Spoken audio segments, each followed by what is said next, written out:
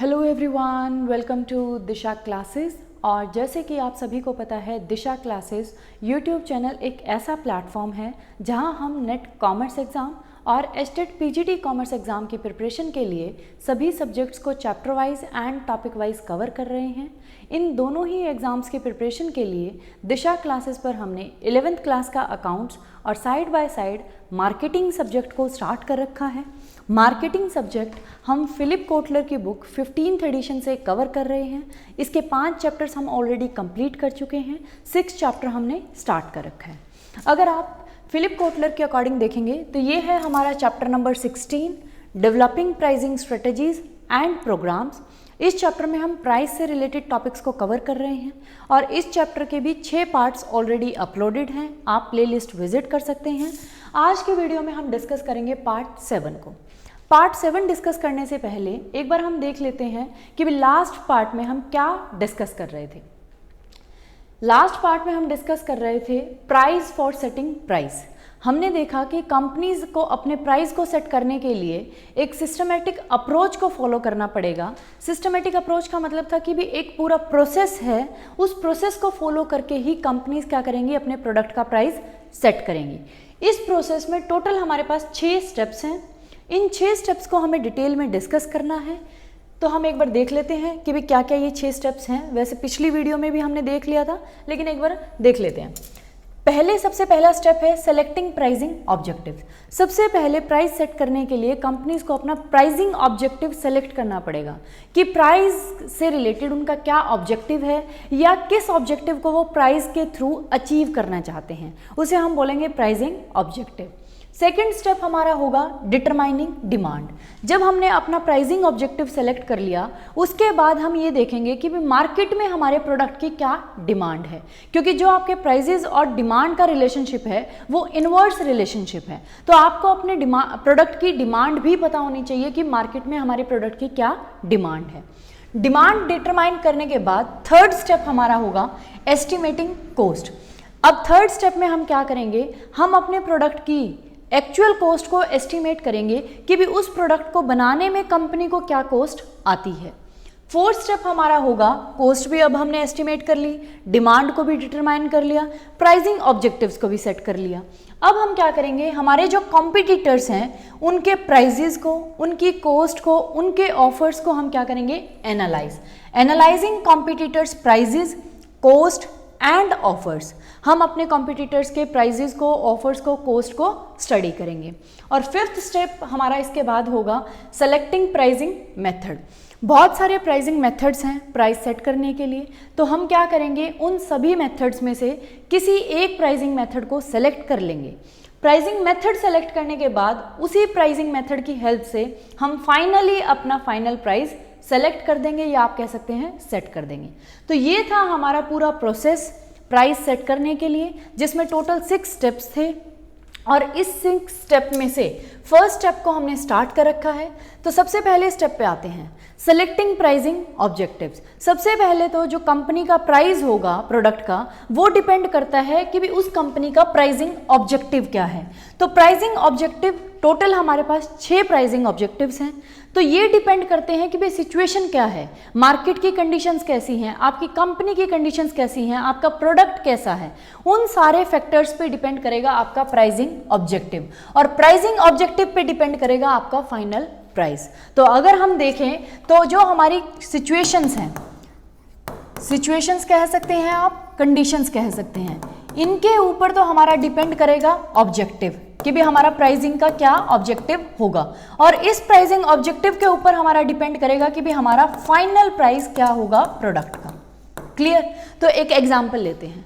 मान लो अगर हम सिचुएशंस की या कंडीशंस की बात करें, मार्केट में बहुत ज़्यादा कंपटीशन है, मार्केट में जो आपके कस्टमर्स हैं उनकी वांट्स चेंज हो रही हैं, वो आपके प्रोडक्ट को पसंद नहीं कर रहे, उनकी वांट्स अब चेंज हो रही हैं, या फिर आपकी जो कंपनी है उसकी ओवर कैपेसिटी है, बहुत सारा स्टॉक पड़ा है आपके पास।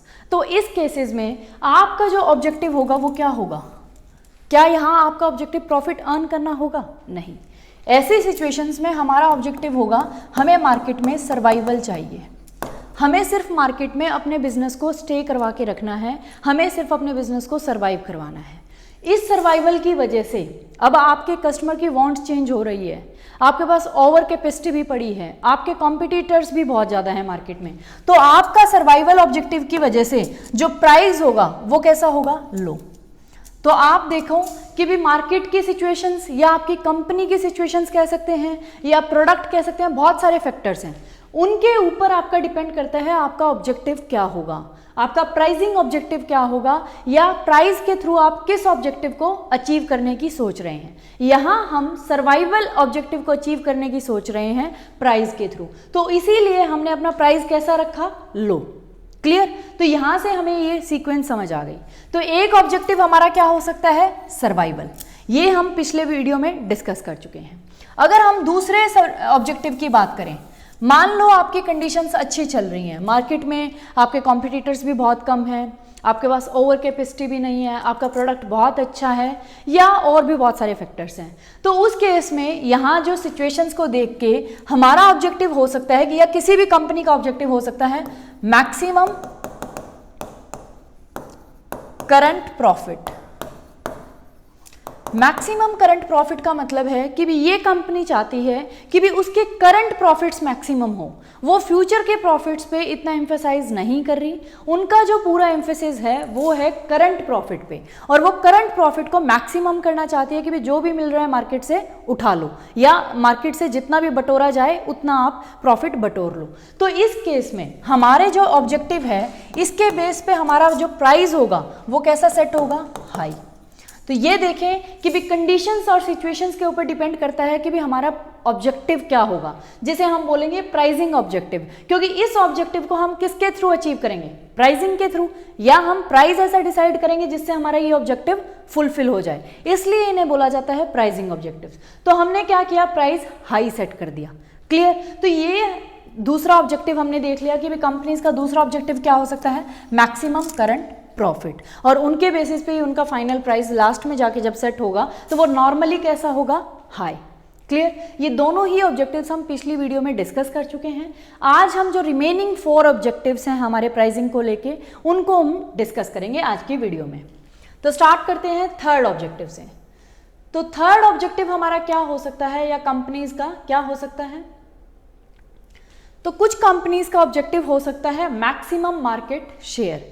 मैक्सिमम मार्केट शेयर का मतलब है कि भी कुछ कंपनीज ऐसी हैं जो अपने मार्केट शेयर को मैक्सिमाइज करना चाहती हैं, वो चाहती हैं कि भी उनका मार्केट शेयर इंक्रीज हो, या हम कह सकते हैं मैक्सिमाइज हो। तो अगर ऐसा कंपनी सोच रही है तो आप खुद सोचें कि भी उसकी सिचुएशंस होंगी, कुछ सिचुएशंस ऑब्वियसली होंगी कुछ ना कुछ, जैसे अभी हमने बात करी थी। तो इसकी सिचुएशंस क्या होगी, जब आपकी मार्केट बहुत ज़्यादा प्राइस सेंसिटिव है, मीन्स आपके जो कस्टमर्स हैं वो प्राइस को बहुत ज़्यादा इंपॉर्टेंस देते हैं, और आपका प्राइस मतलब आपकी डिमांड को बहुत ज़्यादा इफेक्ट डालेगा। और अगर आपने लो प्राइस किया तो लो प्राइस होते ही आपकी जो मार्केट ग्रोथ है वो ज़रूर इंक्रीज होगी। तो ऐसे केस में ऐसी सिचुएशन है, आपके पास सिचुएशन आ गई, तो सिचुएशन के बाद हमारा ऑब्जेक्टिव क्या बनेगा, हमने सोचा कि भी हमारा जो ऑब्जेक्टिव होगा वो होगा मैक्सिमम मार्केट शेयर, कि हम मैक्सिमम मार्केट को कवर करेंगे, हमारा प्रोडक्ट मैक्सिमम मार्केट शेयर को कवर करना चाहिए। तो इसलिए हमारी कंपनी का प्राइसिंग ऑब्जेक्टिव हो सकता है मैक्सिमम मार्केट शेयर। तो अगर आपका ऑब्जेक्टिव ये है तो इसके पीछे आपका क्या रीजन है या क्या लॉजिक रखती हैं कंपनीज, उसको हम देखते हैं। कंपनीज बिलीव, या हम कह सकते हैं they believe a higher sales volume will lead to lower unit cost and higher long run profits, so they set the lowest price। तो यहाँ जैसे हमने देखा कि भी जो कंपनीज मैक्सिमम मार्केट शेयर वाले प्राइसिंग ऑब्जेक्टिव को फॉलो करती हैं या परस्यू करती हैं, उनका मानना है कि अगर हायर सेल्स वॉल्यूम होगी, अगर आपकी सेल्स बहुत ज़्यादा होंगी, सेल्स का वॉल्यूम इंक्रीज होगा, तो अल्टीमेटली आपकी प्रोडक्शन भी इंक्रीज होगी। प्रोडक्शन इंक्रीज होगी तो उससे जो आपका पर यूनिट कॉस्ट है, या जिसे हम यूनिट कॉस्ट बोलते हैं, वो क्या होगी, रिड्यूस, लोअर होगी। अब देखो आपकी जो पर यूनिट कॉस्ट है प्रोडक्ट को बनाने की वो कम है और सेल्स बहुत ज़्यादा हैं, तो लॉन्ग रन में आपको क्या होंगे, हायर प्रॉफिट्स। तो इनका बिहाइंड यहाँ जो मोटिव होता है इन कंपनीज का, वो होता है लॉन्ग रन में हायर प्रॉफिट्स को अर्न करना। इसीलिए वो अपने प्राइजेस को कैसा सेट करती हैं, लो प्राइजेस को सेट करती हैं। क्लियर। और उनका मानना होता है assuming the market is price sensitive, और वो मानती हैं कि भी मार्केट बहुत ज़्यादा प्राइस सेंसिटिव है। अब हम देख लेते हैं ये जो हमारी मैक्सिमम मार्केट शेयर वाली स्ट्रेटजी है इसको मार्केट पेनिट्रेशन स्ट्रेटजी भी बोला जाता है। मार्केट पेनिट्रेशन स्ट्रेटजी, ऐसे क्वेश्चन ही एग्जाम्स में पूछे जाते हैं कि भी other name of maximum market share, या आपको अभी हमने डिस्कस किया तब मैंने आपको बताया कि भी ये जो हमारा ऑब्जेक्टिव है ये है मैक्सिमम मार्केट शेयर, लेकिन वहाँ आपको एग्जाम में मैक्सिमम मार्केट शेयर के बजाय वो दे दे कि मार्केट पेनिट्रेशन स्ट्रेटजी कौन सी होती है।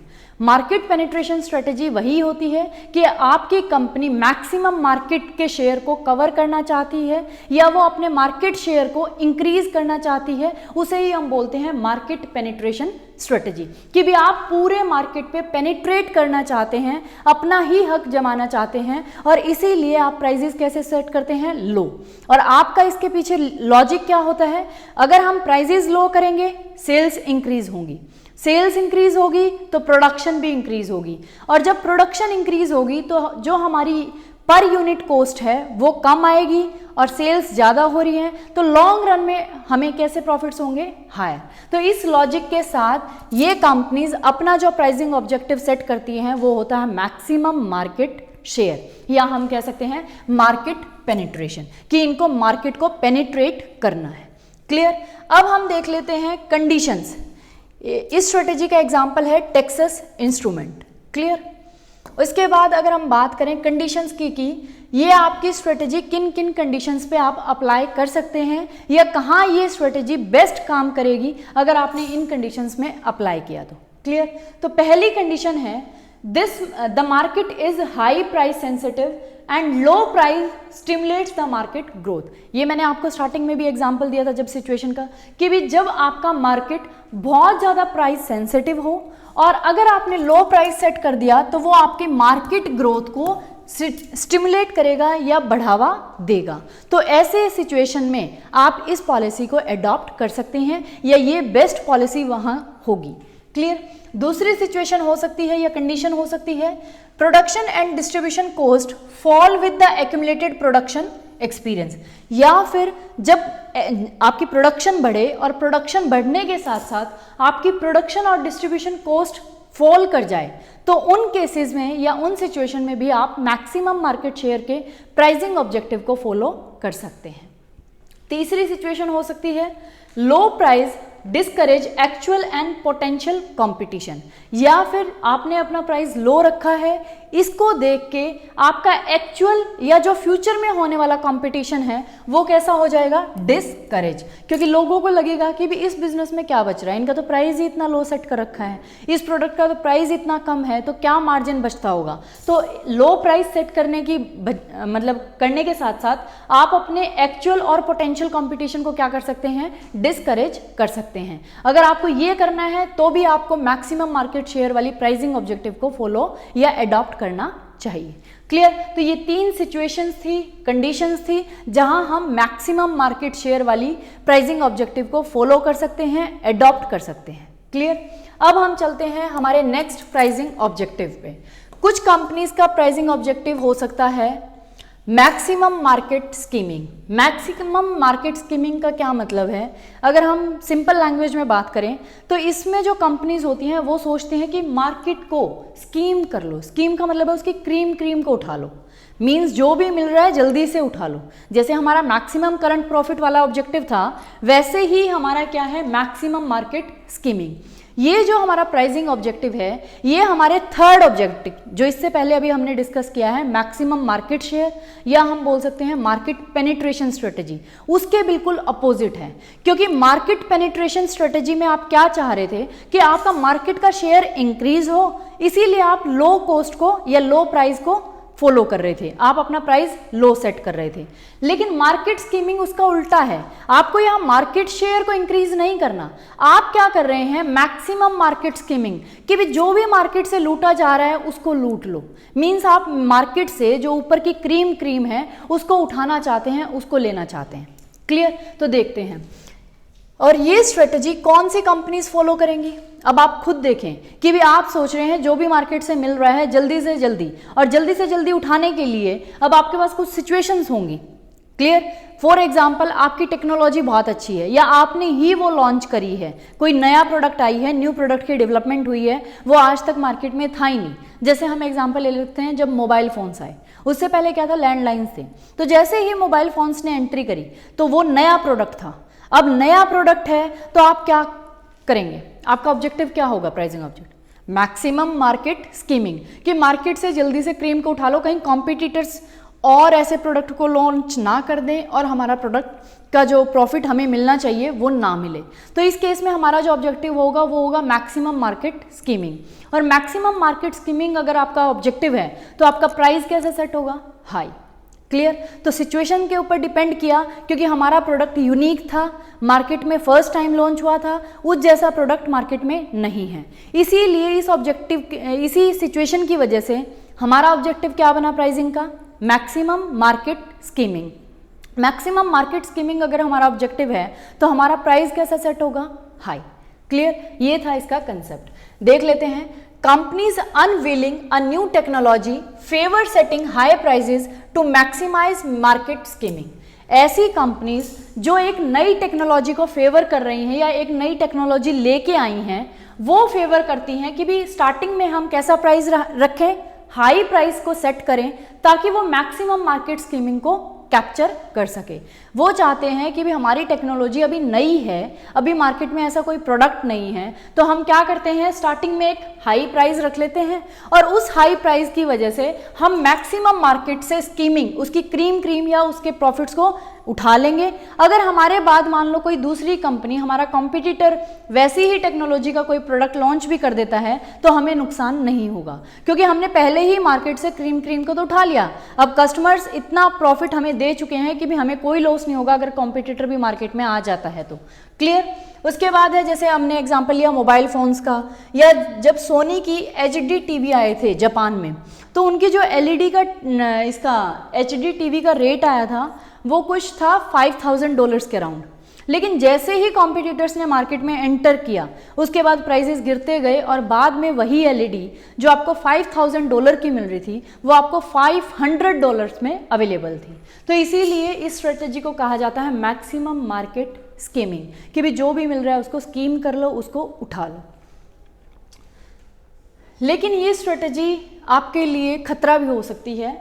This strategy can be fatal However, if a worthy competitor decide to price low, ये कब आपके लिए लिमिटेशन बन सकती है या हम कह सकते हैं डेंजर बन सकता है, जब आपका कोई अच्छा कॉम्पिटिटर डिसाइड करे कि वो भी आप जैसा ही प्रोडक्ट बनाएगा और उस प्रोडक्ट का प्राइस वो लो सेट कर दे। तो आपकी जो ये पॉलिसी है या हम कह सकते हैं ऑब्जेक्टिव है, ये क्या होगा, आपके लिए एक खतरा बन जाएगा, क्योंकि आपके कस्टमर्स का आपके ऊपर से विश्वास उठ जाएगा। वो सोचेंगे देखो कितना कमा रहे थे, अब साइड वाला जो कॉम्पिटिटर है वो हमें कम प्राइस में ये प्रोडक्ट अवेलेबल करवा रहा है। तो जो हमारे कस्टमर्स हैं, लॉयल कस्टमर्स, उनका विश्वास टूटेगा, आपकी सेल्स कम हो जाएंगी। तो ये जो आपकी पॉलिसी है या ऑब्जेक्टिव है, ये हमारे लिए फेटल भी हो सकता है, डेंजरस भी हो सकता है, अगर कोई हमारा अच्छा कॉम्पिटिटर डिसाइड करे कि वो अपने प्रोडक्ट का प्राइस कम लॉन्च कर दे। क्लियर? अगर हम बात करें ये पॉलिसी किन कंडीशंस में यूजफुल है, तो इसके लिए भी कुछ सिचुएशंस होंगी। जैसे हर एक केस में हम देख रहे हैं कि भी कुछ सिचुएशंस होती हैं, कुछ कंडीशंस होती हैं, उसी से हमारा डिपेंड करता है कि हमारा प्राइसिंग ऑब्जेक्टिव क्या होगा, और उस प्राइसिंग ऑब्जेक्टिव के ऊपर डिपेंड करता है हमारा प्राइस क्या होगा। तो वो कंडीशंस कैसी कैसी हैं? जब आपके पास sufficient number of buyers have a high current demand, जब आपके बायर्स का जो नंबर है वो सफिशिएंट हो और उनकी जो डिमांड है वो भी हाई होनी चाहिए, और हाई करंट डिमांड, ये नहीं कि भी हम यहाँ बात करें फ्यूचर वाली डिमांड की, उनकी करंट डिमांड बहुत ज़्यादा होनी चाहिए।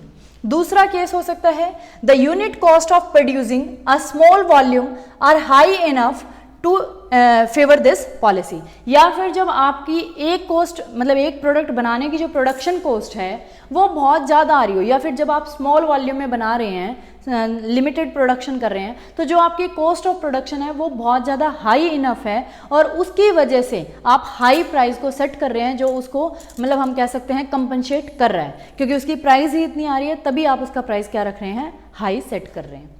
तीसरी सिचुएशन हो सकती है the high initial price does not attract more competitors to the market, या फिर आपको लगता है जैसे पिछले में हमने देखा कि आप लो प्राइस सेट करेंगे तो जो आपके एक्चुअली या पोटेंशियल कॉम्पिटिटर्स हैं वो डिस्करेज होंगे, वो मार्केट में एंट्री करने की नहीं सोचेंगे।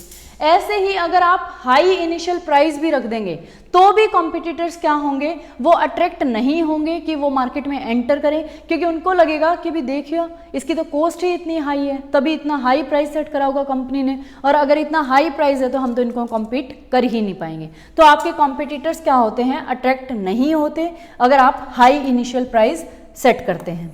फोर्थ कंडीशन हो सकती है the high price communicates the image of a superior product, या फिर जब आपका हाई प्राइस आपकी कम्युनिकेशन मतलब आपके प्रोडक्ट को सुपीरियर दिखाने में हेल्प करता है, वो ये कम्युनिकेट करता है कि भाई अगर इस प्रोडक्ट का प्राइस हाई है तो इसकी जो क्वालिटी है या एक ऐसे प्रोडक्ट की इमेज बना देता है कि कस्टमर्स को लगता है ये एक सुपीरियर प्रोडक्ट है क्योंकि उसका प्राइस हाई है।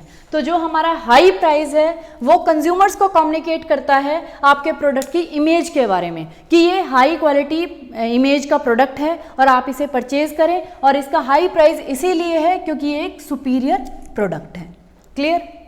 उसके बाद हमारा नेक्स्ट जो ऑब्जेक्टिव है वो होगा प्रोडक्ट क्वालिटी लीडरशिप। कुछ कंपनीज का ऑब्जेक्टिव हो सकता है कि भी उन्हें प्रोडक्ट क्वालिटी लीडरशिप अचीव करनी है। अब मान लो उनका प्रोडक्ट बहुत अच्छा है या यूनिक है, कुछ और जो कॉम्पिटिटर्स हैं मार्केट में उनसे अलग हैं, ऐसे सिचुएशंस हैं। तो ऐसे सिचुएशन में कंपनी का ऑब्जेक्टिव हो सकता है कि उन्हें प्रोडक्ट जो उनकी प्रोडक्ट रेंज है या लाइन है उस प्रोडक्ट की क्वालिटी में लीडरशिप अचीव करनी है कि भी जो ये प्रोडक्ट है जो हम बना रहे हैं और जितने भी हमारे कॉम्पिटिटर्स हैं जो इस प्रोडक्ट को बना रहे हैं उनमें हमें क्या करना है, प्रोडक्ट की क्वालिटी के केस में लीडरशिप को अचीव करना है। जब आप प्रोडक्ट की क्वालिटी के केस में लीडरशिप अचीव करना चाहते हैं तो आप अपने प्रोडक्ट का प्राइस कैसा सेट करेंगे, ऑब्वियसली हाई, ताकि कस्टमर्स के माइंड में एक इमेज जाए कि भी ये देखो प्राइस का मतलब जो प्रोडक्ट है उसका प्राइस हाई है, और हाई इसलिए है क्योंकि उसकी क्वालिटी अच्छी है।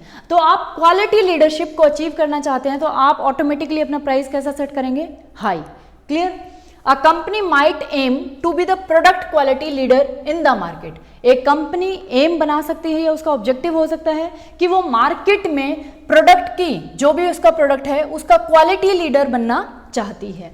Many brands strive to be affordable luxuries. बहुत सारी ऐसी ब्रांड्स हैं जो ये दिखावा करती हैं कि भी हम अफोर्डेबल लग्जरीज हैं। मीन्स ना तो हम कस्टमर की रीच से बाहर हैं, हम कस्टमर की रीच में भी हैं, और लेकिन हम लग्जरीज में भी आते हैं। मीन जैसे हम एग्जांपल लें स्टारबक्स का या BMW का, वो अपने आप को कस्टमर के माइंड में ऐसा शो करते हैं कि हम लग्जरीज भी हैं। अगर आप हमारे कोई भी ब्रांड लेते हैं तो आप लग्जरी को बाय कर रहे हैं, और हमारा जो ब्रांड है लग्जरी के केस में तो है ही है, लेकिन लग्जरी के साथ साथ वो अफोर्डेबल भी है कि कस्टमर उसको पे कर सकता है या वो कस्टमर की रीच से बाहर नहीं है। Products or services characterized by high levels of perceived quality, taste and status with a price just high enough not to be out of consumers reach. तो वो ये दिखाना चाहते हैं कि भी हमारा प्राइस वैसे हमारा प्रोडक्ट लग्जरी है, मतलब आपको लग्जरी वाली फील देगा, इसका जो टेस्ट है, क्वालिटी है या स्टेटस है वो तो परसीव्ड एक हाई लेवल का है, और साथ के साथ वो अफोर्डेबल भी है कि भी कस्टमर की रीच में है, कस्टमर उसके लिए पे करने के लायक है। क्लियर। तो कुछ कंपनीज जो प्रोडक्ट क्वालिटी लीडरशिप बनना चाहती हैं वो अपनी ब्रांड्स को ऐसे दिखाती हैं कि वो अफोर्डेबल लग्जरीज हैं, आपको लग्जरी वाली फीलिंग भी दे रहे हैं और अफोर्डेबल प्राइजेस पे, जैसे स्टारबक्स, BMW। तो जिन कंपनीज का ये ऑब्जेक्टिव होता है कि वो अपने प्रोडक्ट की लाइन में क्वालिटी लीडर बनना चाहते हैं मार्केट में, तो वो कैसा प्राइस सेट करते हैं, high enough to be paid by the consumer. Mean जो कंज्यूमर की रीच में भी हो और जिससे कंज्यूमर को कैसी फील आए, लग्जरियस फील मिले। क्लियर। और लास्ट आज का हमारा ऑब्जेक्टिव होगा अदर ऑब्जेक्टिव्स। अदर ऑब्जेक्टिव्स इनके अलावा क्या हो सकते हैं, जैसे अगर आपकी ऑर्गेनाइजेशन नॉन प्रॉफिट ऑर्गेनाइजेशन है या हम कह सकते हैं पब्लिक ऑर्गेनाइजेशंस होती हैं हमारे, गवर्नमेंट हॉस्पिटल, यूनिवर्सिटीज़, तो उनके अदर प्राइसिंग ऑब्जेक्टिव्स हो सकते हैं। उनका एम ये नहीं है कि भी उन्हें प्रॉफिट कमाना है, तो वो अपने प्राइस को नॉर्मल ही रखेंगे, उसमें प्रॉफिट को ऐड नहीं करेंगे। या कुछ केसेस में तो ऐसा होता है उन्हें अपना जो एक्चुअल कॉस्ट है वो भी नहीं कवर करनी होती प्राइस में, तो वो बिल्कुल ही जो कॉस्ट है एक्चुअल कॉस्ट उससे भी कम प्राइसिंग करते हैं। तो बहुत सारे अदर ऑब्जेक्टिव्स भी हो सकते हैं जिनकी वजह से हमारा प्राइस इफेक्ट होता है, और ये मोस्टली होता है नॉन प्रॉफिट ऑर्गेनाइजेशंस के केस में और पब्लिक ऑर्गेनाइजेशंस के केस में। जैसे एक एग्जांपल लेते हैं, university AIIMS for partial cost recovery. University की जितनी टोटल कॉस्ट आती है बच्चों को एजुकेशन प्रोवाइड करवाने में, वो उसका सिर्फ पार्शियल कॉस्ट रिकवरी करती है। पार्शियल कॉस्ट रिकवरी का मतलब है, मान लो उसके 1000 रुपये लगे, तो 1000 में से वो सिर्फ बच्चों से 500 रुपये लेती है। 500 पार्शियल कॉस्ट रिकवरी करती है स्टूडेंट से, knowing that it must rely on private gifts and public grants to cover its remaining cost. और जो इसकी रिमेनिंग कॉस्ट है वो उसे पता है कि वो कहाँ से कवर करेगी, या तो उसे प्राइवेट गिफ्ट्स मिलेंगे बड़े बड़े बिजनेसमैन वगैरह से, या फिर उसे पब्लिक मतलब गवर्नमेंट से ग्रांट मिलेगी, तो वहाँ से वो अपनी रिमेनिंग कॉस्ट को कवर करती है। तो यहाँ जो आपका ऑब्जेक्टिव है वो पार्शियल कॉस्ट की रिकवरी है, इसलिए आपका जो या यूनिवर्सिटी की जो फीस का प्राइस होगा वो क्या होगा, जितनी भी टोटल कॉस्ट आ रही है उसका आधा। क्लियर? तो प्राइस डिपेंड करता है कि भी आपका प्राइसिंग ऑब्जेक्टिव क्या है। यहाँ जैसे हमारा जो प्राइसिंग ऑब्जेक्टिव है वो टोटल ना तो प्रॉफिट अर्न करना है ना टोटल कॉस्ट रिकवरी है, हमारा यहाँ ऑब्जेक्टिव है पार्शियल कॉस्ट रिकवरी। तो उसके लिए हम प्राइस कैसा रख रहे हैं, जो भी कॉस्ट है उसका आधा प्राइस हम रख रहे हैं। इसीलिए यूनिवर्सिटीज़ में हमें जो एजुकेशन मिलती है वो बहुत ही कम फीस में अवेलेबल होती है। इसीलिए हम ट्राई करते हैं कि भी हम किसी गवर्नमेंट यूनिवर्सिटी से ही हमारी डिग्रीज़ को अटेन करें। क्लियर? तो ये था हमारी आज का चैप्टर, मतलब आज का टॉपिक, जिसमें हमने फर्स्ट स्टेप को कंप्लीट किया कि अगर आपको प्राइस सेट करना है तो सबसे पहले आपको क्या करना पड़ेगा, आपके प्राइसिंग ऑब्जेक्टिव्स को सेलेक्ट करना पड़ेगा। टोटल 6 प्राइसिंग ऑब्जेक्टिव्स हैं हमारे पास।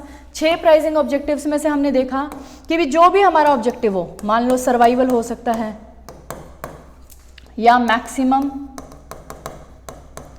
करंट प्रॉफिट हो सकता है, मैक्सिमम मार्केट शेयर हो सकता है, या मैक्सिमम मार्केट स्कीमिंग हो सकती है, या फिर प्रोडक्ट क्वालिटी लीडरशिप हो सकती है, या फिर अदर ऑब्जेक्टिव्स हो सकते हैं।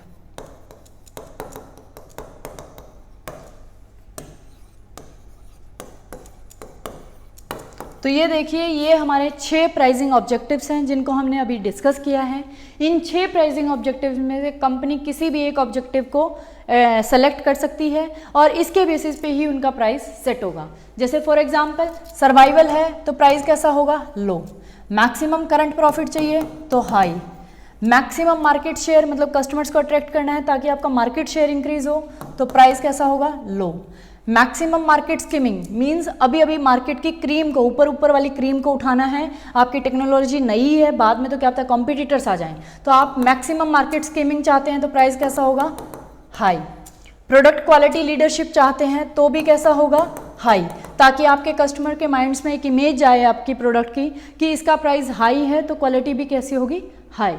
और उसके बाद हैं अदर ऑब्जेक्टिव्स जो हमारे आ जाते हैं यूनिवर्सिटीज़, पब्लिक ऑर्गेनाइजेशंस के केस में, नॉन प्रॉफिट ऑर्गेनाइजेशंस के केस में। तो ये था आज का हमारा टॉपिक। अगर आपको कोई भी डाउट होता है तो आप मुझे कमेंट बॉक्स में लिख सकते हैं।